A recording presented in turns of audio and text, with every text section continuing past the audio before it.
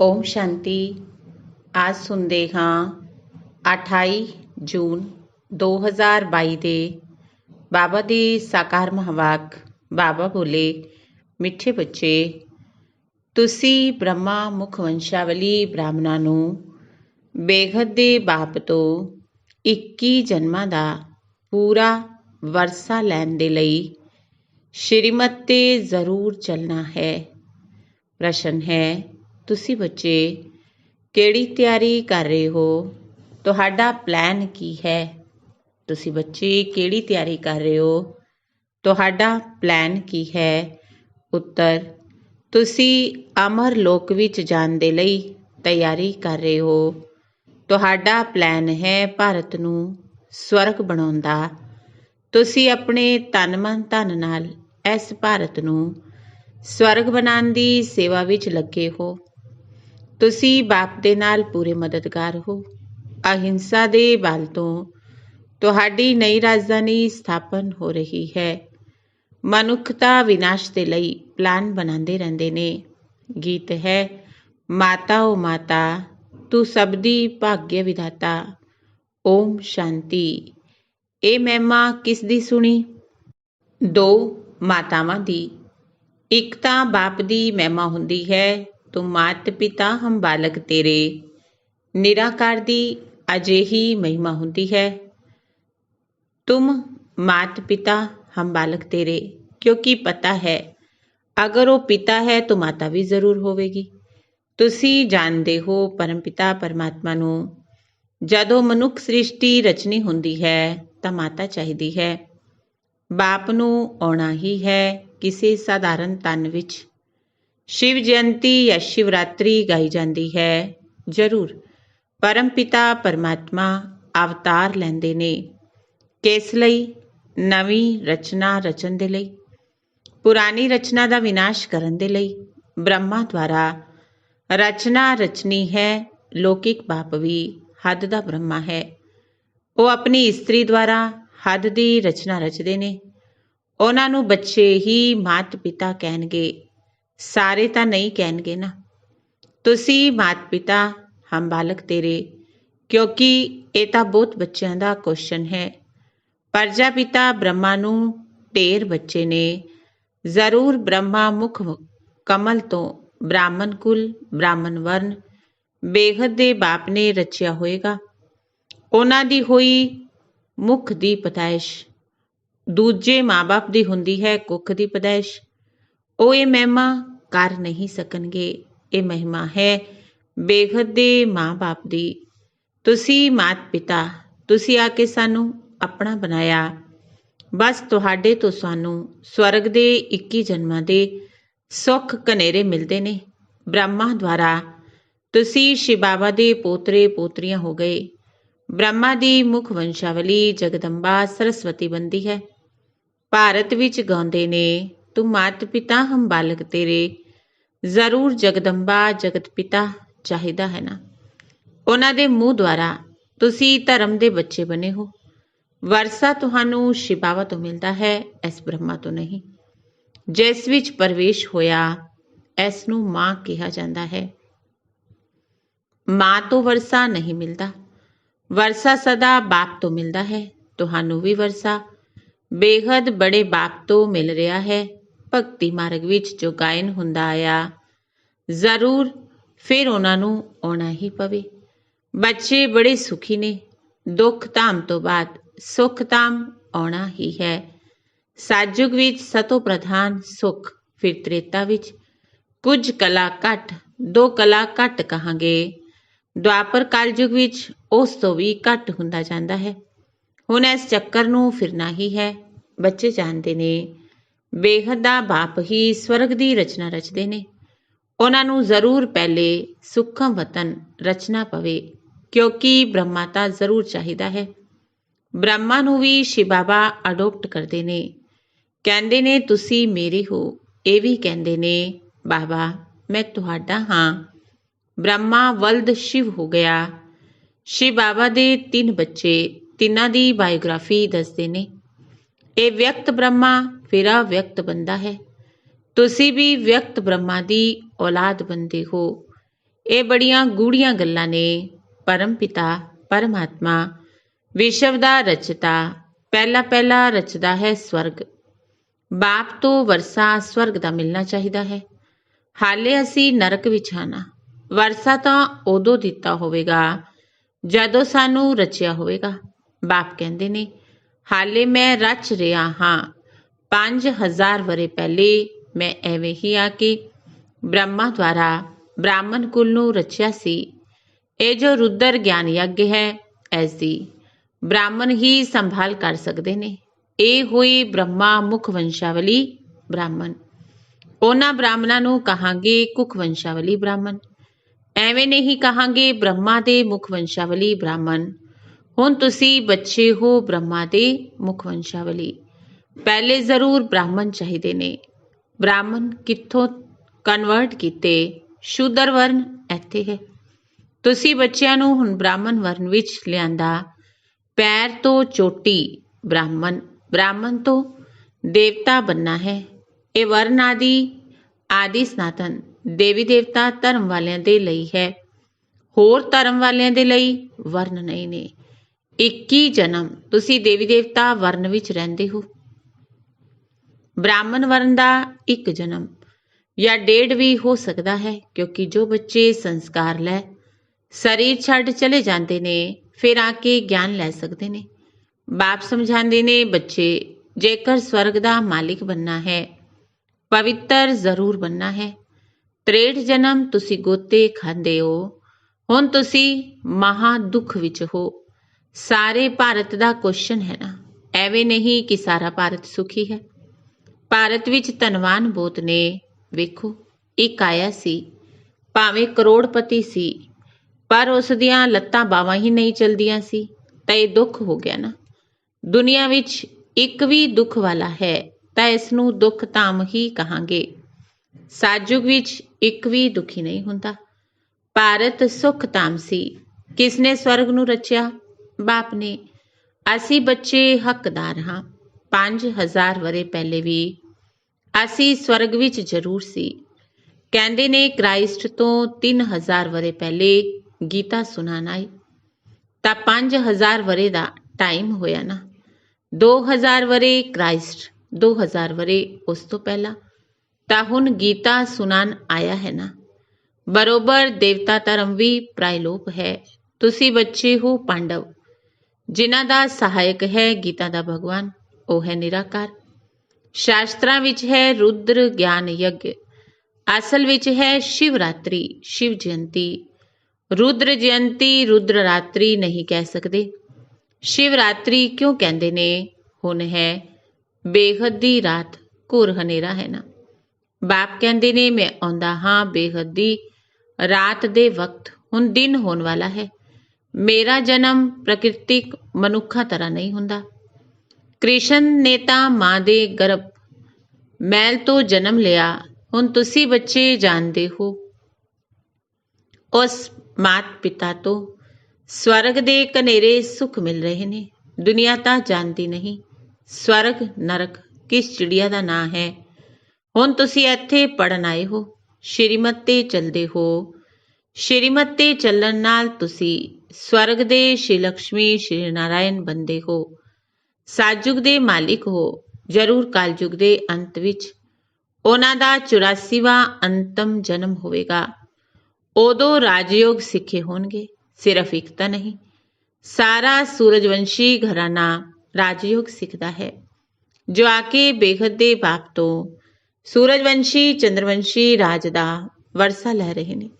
ਬਾਪ ਕਹਿੰਦੇ ਨੇ ਹੁਣ ਤੁਸੀਂ ਮੇਰੇ ਨਾਲ ਪਵਿੱਤਰ ਰਹਿਣ ਦੀ ਪ੍ਰਤਿੱਗਿਆ ਕਰੋ, ਕਿਉਂਕਿ ਮੈਂ ਪਵਿੱਤਰ ਦੁਨੀਆ ਦੀ ਸਥਾਪਨਾ ਕਰਦਾ ਹਾਂ।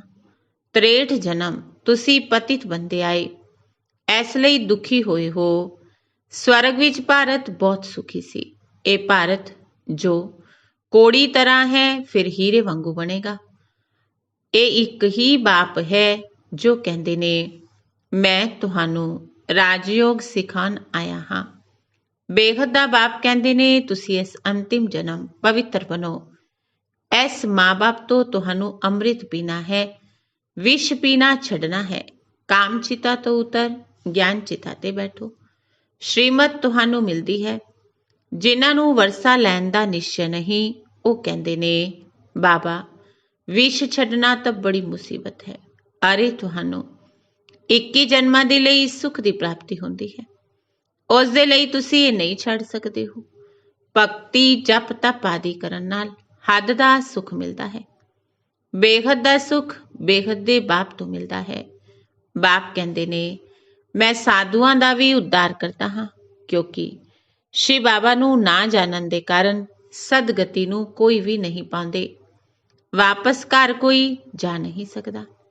ਜੇਕਰ ਬਾਪ ਦੇ ਘਰ ਦੀ ਰਾਹ ਜਾਣਦੇ, ਉੱਥੇ ਆਉਂਦੇ ਜਾਂਦੇ ਨਾ। ਸਭ ਨੂੰ ਪੁਨਰ ਜਨਮ ਲੈਣਾ ਹੀ ਹੈ, ਸਤੋ ਰਜੋ ਤਮੋ ਵਿੱਚ ਆਉਣਾ ਹੀ ਹੈ। ਹੁਣ ਤਾਂ ਹੈ ਹੀ ਝੂਠੀ ਮਾਇਆ, ਝੂਠੀ ਕਾਇਆ, ਝੂਠਾ ਸਭ ਸੰਸਾਰ। ਜਿਸ ਨੇ ਧਰਮ ਸਥਾਪਨ ਕੀਤਾ, ਉਹਨਾਂ ਦੇ ਨਾਂ ਤੇ ਸ਼ਾਸਤਰ ਨਿਕਾਲਦੇ ਗਏ। ਜਿਸ ਨੂੰ ਧਰਮ ਸ਼ਾਸਤਰ ਕਹਿੰਦੇ ਨੇ, ਕ੍ਰਾਈਸਟ ਨੇ ਆ ਕੇ ਕੀ ਕੀਤਾ? ਖੁਦ ਆਇਆ ਉਹਨਾਂ ਦੇ ਪਿਛਾੜੀ। ਉਹਨਾਂ ਦੇ ਘਰਾਣੇ ਦੀਆਂ ਆਤਮਾਵਾਂ ਨੂੰ ਆਉਣਾ ਹੀ ਹੈ, ਵਰਿੱਧੀ ਹੋਣੀ ਹੀ ਹੈ। ਹੁਣ ਵੇਖੋ ਕ੍ਰਿਸਚਨ ਬਣਾਉਂਦੇ ਜਾਂਦੇ ਨੇ, ਬਹੁਤ ਕਰਕੇ ਹਿੰਦੂ ਧਰਮ ਵਾਲਿਆਂ ਨੂੰ ਕਨਵਰਟ ਕਰਦੇ ਜਾਂਦੇ ਨੇ। ਉਹਨਾਂ ਨੂੰ ਆਪਣੇ ਧਰਮ ਦਾ ਪਤਾ ਹੀ ਨਹੀਂ। ਹੁਣ ਤੁਸੀਂ ਜਾਣਦੇ ਹੋ ਅਸੀਂ ਦੇਵਤਾ ਵਰਨ ਵਿੱਚ ਜਾਵਾਂਗੇ। ਕ੍ਰਿਸ਼ਨ ਦੀ ਆਤਮਾ ਵੀ ਹੁਣ ਪੜ ਰਹੀ ਹੈ, ਪਰੰਤੂ ਸੰਗਮ ਹੋਣ ਦੇ ਕਾਰਨ ਮਿਕਸ ਕਰ ਦਿੱਤਾ। ਇਹ ਚਿੱਤਰ ਆਦਿ ਜੋ ਵੀ ਨੇ, ਸਭ ਨੇ ਭਗਤੀ ਮਾਰਗ ਦੀ ਸਮੱਗਰੀ। ਗਿਆਨ ਸਾਗਰ ਪਰਮਪਿਤਾ ਪਰਮਾਤਮਾ ਹੈ, ਉਹਨਾਂ ਦੁਆਰਾ ਸਭ ਦੀ ਸਦਗਤੀ ਹੋਣੀ ਹੈ। ਸਤਯੁਗ ਵਿੱਚ ਤਾਂ ਘੱਟ ਹੋਣਗੇ, ਬਾਕੀ ਸਭ ਹਿਸਾਬ ਕਿਤਾਬ ਚੁਕਤੂ ਕਰ ਮੁਕਤੀ ਧਾਮ ਚਲੇ ਜਾਣਗੇ। ਉਹਨਾਂ ਨੂੰ ਸ਼ਾਂਤੀ, ਤੁਹਾਨੂੰ ਸੁੱਖ ਮਿਲੇਗਾ। ਹੁਣ ਤੁਸੀਂ ਪੜ੍ਹਦੇ ਹੋ ਸੁੱਖ ਕਨੇਰੇ ਲੈਣ ਦੇ ਲਈ। ਜਿਨ੍ਹਾਂ ਦਾ ਪਾਠ ਹੈ ਉਹੀ ਕਲਪ ਕਲਪ ਪੁਰਸ਼ਾਰਥ ਕਰਦੇ ਨੇ। ਜੋ ਬ੍ਰਾਹਮਣ ਬਣਨਗੇ ਉਹੀ ਸਵਰਗ ਦੇ ਮਾਲਿਕ ਬਣਨਗੇ, ਪਰ ਨੰਬਰਵਾਰ ਪੁਰਸ਼ਾਰਥ ਅਨੁਸਾਰ। ਹੁਣ ਦੇਵੀ ਦੇਵਤਾ ਧਰਮ ਦਾ ਕਲਮ ਲੱਗ ਰਿਹਾ ਹੈ। ਜੋ ਕਲਪ ਪਹਿਲੇ ਆਏ ਹੋਣਗੇ ਉਹੀ ਆਣਗੇ। ਡਰਾਮਾ ਤੁਹਾਡੇ ਤੋਂ ਪੁਰਸ਼ਾਰਥ ਵੀ ਜ਼ਰੂਰ ਕਰਾਏਗਾ। ਇਸ ਸਮੇਂ ਸਭ ਪੱਥਰ ਬੁੱਧੀ ਨੇ, ਪਾਰਸ ਬੁੱਧੀ ਹੁੰਦੇ ਨੇ ਸਾਜੁਗ ਵਿੱਚ। ਉੱਥੇ ਜਿਵੇਂ ਰਾਜਾ ਰਾਣੀ ਤਿਵੇਂ ਪ੍ਰਜਾ ਪਾਰਸ ਬੁੱਧੀ ਨੇ। ਹੁਣ ਤੁਸੀਂ ਪਾਂਡਵ ਸੈਨਾ ਹੋ। ਤੁਸੀਂ ਬਾਪ ਦੀ ਮਦਦ ਨਾਲ ਸਵਰਗ ਦਾ ਫਾਊਂਡੇਸ਼ਨ ਲਗਾ ਰਹੇ ਹੋ। ਤੁਸੀਂ ਸਵਰਗ ਦਾ ਪਲਾਨ ਬਣਾ ਰਹੇ ਹੋ। ਅਮਰਲੋਕ ਜਾਣ ਦੀ ਤਿਆਰੀ ਕਰ ਰਹੇ ਹੋ। ਬਾਕੀ ਜੋ ਸਭ ਪਲਾਨ ਬਣਾ ਰਹੇ ਨੇ ਆਪਣੇ ਹੀ ਵਿਨਾਸ਼ ਦੇ ਲਈ। ਤੁਸੀਂ ਹੋ ਅਹਿੰਸਕ, ਉਹ ਸਭ ਨੇ ਹਿੰਸਕ। ਹਿੰਸਕ ਆਪਸ ਵਿੱਚ ਲੜ ਕੇ ਖਤਮ ਹੁੰਦੇ ਨੇ, ਫਿਰ ਜੈ ਜੈਕਾਰ ਹੋ ਜਾਵੇਗੀ। ਤੁਸੀਂ ਬੱਚੇ ਜਾਣਦੇ ਹੋ ਡਰਾਮਾ ਅਨੁਸਾਰ ਜੋ ਕਲਪ ਪਹਿਲੇ ਆਏ ਉਹੀ ਵਰਿੱਧੀ ਨੂੰ ਪਾਉਂਦੇ ਰਹਿੰਦੇ ਨੇ। ਕੋਈ ਤਾਂ ਬਾਪ ਦਾ ਬਣ ਕੇ ਫਿਰ ਫਾਰਗਤੀ ਵੀ ਦੇ ਦਿੰਦੇ ਨੇ। ਬਾਪ ਕਹਿੰਦੇ ਨੇ ਜੇਕਰ ਤੁਸੀਂ ਸ਼੍ਰੀਮਤ ਤੇ ਚੱਲੋਗੇ ਤਾਂ ਸੂਰਜਵੰਸ਼ੀ ਮਹਾਰਾਜਾ ਮਹਾਰਾਣੀ ਬਣੋਗੇ। ਇੱਥੇ ਤਾਂ ਮਿਹਨਤ ਦੀ ਗੱਲ ਹੈ। ਭਾਵੇਂ ਉਹ ਬਹੁਤ ਢੰਗ ਨਾਲ ਸ਼ਾਸਤਰਾਂ ਦੀਆਂ ਕਹਾਣੀਆਂ ਸੁਣਾਉਂਦੇ ਨੇ, ਸੋ ਤਾਂ ਸੁਣਦੇ ਆਏ। ਸੁਣਦੇ ਸੁਣਦੇ ਨਰਕਵਾਸੀ ਹੁੰਦੇ ਗਏ, ਕਲਾਵਾਂ ਘੱਟ ਹੁੰਦੀਆਂ ਗਈਆਂ। ਭਾਵੇਂ ਕਹਿੰਦੇ ਨੇ ਪਤੀ ਹੀ ਈਸ਼ਵਰ ਹੈ, ਫਿਰ ਵੀ ਗੁਰੂ ਕਰਦੇ ਨੇ। ਕਲਾ ਘੱਟ ਹੁੰਦੀ ਹੈ ਨਾ। ਸ੍ਰਿਸ਼ਟੀ ਨੂੰ ਤਮੋ ਪ੍ਰਧਾਨ ਬਣਨਾ ਹੀ ਹੈ। ਬਾਪ ਆਤਮਾਵਾਂ ਨਾਲ ਗੱਲ ਕਰਦੇ ਨੇ। ਬਾਪ ਕਹਿੰਦੇ ਨੇ ਮਿੱਠੇ ਬੱਚੇ, ਹੁਣ ਤੁਹਾਡੇ 84 ਜਨਮ ਪੂਰੇ ਹੋਏ। ਹੁਣ ਦੇਹੀ ਅਭਿਮਾਨੀ ਭਵ ਮਮੇਕਮ ਯਾਦ ਕਰੋ। ਅੱਛਾ ਮਿੱਠੇ ਮਿੱਠੇ ਸਿੱਕਿਲ ਦੇ ਬੱਚਿਆਂ ਪ੍ਰਤੀ ਮਾਤ ਪਿਤਾ ਬਾਪ ਦਾਦਾ ਦਾ ਯਾਦ ਪਿਆਰ ਤੇ ਗੁੱਡ ਮਾਰਨਿੰਗ। ਰੂਹਾਨੀ ਬਾਪ ਦੀ ਰੂਹਾਨੀ ਬੱਚਿਆਂ ਨੂੰ ਨਮਸਤੇ। ਰੂਹਾਨੀ ਬੱਚਿਆਂ ਦੀ ਰੂਹਾਨੀ ਬਾਪ ਦਾਦਾ ਨੂੰ ਨਮਸਤੇ ਨਮਸਤੇ ਨਮਸਤੇ ਜੀ। ਧਾਰਨਾ ਦੇ ਲਈ ਮੁੱਖ ਸਾਰ। ਪਹਿਲੀ ਧਾਰਨਾ ਹੈ ਸੱਚੇ ਸੱਚੇ ਬ੍ਰਾਹਮਣ ਬਣ। ਇਸ ਰੁਦਰ ਗਿਆਨ ਯੱਗ ਦੀ ਸੰਭਾਲ ਵੀ ਕਰਨੀ ਹੈ ਤੇ ਨਾਲ ਨਾਲ ਜਿਵੇਂ ਵਿਅਕਤ ਬ੍ਰਹਮਾ ਅਵਿਅਕਤ ਬਣਦਾ ਹੈ, ਐਵੇਂ ਅਵਿਅਕਤ ਬਣਨ ਦਾ ਪੁਰਸ਼ਾਰਥ ਵੀ ਕਰਨਾ ਹੈ। ਦੂਜਾ, 21 ਜਨਮਾਂ ਤੱਕ ਸੁਖੀ ਬਣਨ ਦੇ ਲਈ ਇੱਕ ਜਨਮ ਬਾਪ ਨਾਲ ਪਾਵਨ ਰਹਿਣ ਦੀ ਪ੍ਰਤਿੱਗਿਆ ਕਰਨੀ ਹੈ। ਕਾਮ ਚਿਤਾ ਨੂੰ ਛੱਡ ਗਿਆਨ ਚਿਤਾ ਤੇ ਬੈਠਣਾ ਹੈ। ਸ਼੍ਰੀਮਤ ਤੇ ਜ਼ਰੂਰ ਚੱਲਣਾ ਹੈ। ਵਰਦਾਨ ਹੈ, ਸਤਿਗੁਰੂ ਦੁਆਰਾ ਪ੍ਰਾਪਤ ਹੋਏ ਮਹਾਮੰਤਰ ਦੀ ਚਾਬੀ ਨਾਲ ਸਰਵ ਪ੍ਰਾਪਤੀ ਸੰਪੰਨ ਭਵ। ਸਤਿਗੁਰੂ ਦੁਆਰਾ ਪ੍ਰਾਪਤ ਹੋਏ ਮਹਾਮੰਤਰ ਦੀ ਚਾਬੀ ਨਾਲ ਸਰਵ ਪ੍ਰਾਪਤੀ ਸੰਪੰਨ ਭਵ। ਸਤਿਗੁਰੂ ਦੁਆਰਾ ਜਨਮ ਦੇ ਹੀ ਪਹਿਲਾ ਮਹਾਮੰਤਰ ਮਿਲਿਆ, ਪਵਿੱਤਰ ਬਣੋ, ਯੋਗੀ ਬਣੋ। ਇਹ ਮਹਾਮੰਤਰ ਹੀ ਸਰਵ ਪ੍ਰਾਪਤੀਆਂ ਦੀ ਚਾਬੀ ਹੈ। ਜੇਕਰ ਪਵਿੱਤਰਤਾ ਨਹੀਂ, ਯੋਗੀ ਜੀਵਨ ਨਹੀਂ, ਤਾਂ ਅਧਿਕਾਰੀ ਹੁੰਦੇ ਹੋਏ ਵੀ ਅਧਿਕਾਰ ਦੀ ਅਨੁਭੂਤੀ ਨਹੀਂ ਕਰ ਸਕਦੇ। ਇਸ ਲਈ ਮਹਾਮੰਤਰ ਸਰਵ ਖਜ਼ਾਨਿਆਂ ਦੀ ਅਨੁਭੂਤੀ ਦੀ ਚਾਬੀ ਹੈ। ਅਜਿਹੀ ਚਾਬੀ ਦਾ ਮਹਾਮੰਤਰ ਸਤਿਗੁਰੂ ਦੁਆਰਾ ਜੋ ਸ੍ਰੇਸ਼ਟ ਭਾਗਯ ਵਿੱਚ ਮਿਲਿਆ, ਉਸ ਨੂੰ ਸਮ੍ਰਿਤੀ ਵਿੱਚ ਰੱਖ ਸਰਵ ਪ੍ਰਾਪਤੀਆਂ ਨਾਲ ਸੰਪੰਨ ਬਣੋ। ਸਲੋਗਨ ਹੈ, ਸੰਗਠਨ ਵਿੱਚ ਖੁਦ ਦੀ ਸੇਫਟੀ ਹੈ। ਸੰਗਠਨ ਦੇ ਮਹੱਤਵ ਨੂੰ ਜਾਣ ਕੇ ਮਹਾਨ ਬਣੋ। ਸੰਗਠਨ ਵਿੱਚ ਖੁਦ ਦੀ ਸੇਫਟੀ ਹੈ। ਸੰਗਠਨ ਦੇ ਮਹੱਤਵ ਨੂੰ ਜਾਣ ਕੇ ਮਹਾਨ ਬਣੋ। ਹੁਣ ਸੁਣਦੇ ਹਾਂ ਮਾਤੇਸ਼ਰੀ ਜੀ ਦੇ ਅਨਮੋਲ ਮਹਾਵਾਕ। ਮਨੁੱਖ ਪੁੱਛਦੇ ਨੇ, ਸ੍ਰਿਸ਼ਟੀ ਦੀ ਆਦਿ ਕਿਵੇਂ ਹੋਈ? ਉਹ ਤਾਂ ਇੰਨਾ ਹੀ ਜਾਣਦੇ ਨੇ ਕਿ ਸਾਰੀ ਸ੍ਰਿਸ਼ਟੀ ਦੀ ਆਦਿ ਸਾਡੇ ਧਰਮ ਤੋਂ ਹੋਈ ਹੈ। ਇਬਰਾਹਿਮ ਵਾਲੇ, ਇਸਲਾਮ ਵਾਲੇ ਕਹਿਣਗੇ ਸਾਡੇ ਧਰਮ ਤੋਂ ਸ੍ਰਿਸ਼ਟੀ ਸ਼ੁਰੂ ਹੋਈ। ਕ੍ਰਿਸਚਨ ਫਿਰ ਆਪਣੇ ਸਮੇਂ ਤੋਂ ਆਦਿ ਸਮਝਦੇ ਨੇ। ਬੋਧੀ ਫਿਰ ਆਪਣੇ ਧਰਮ ਤੋਂ ਆਦਿ ਸਮਝਦੇ ਨੇ।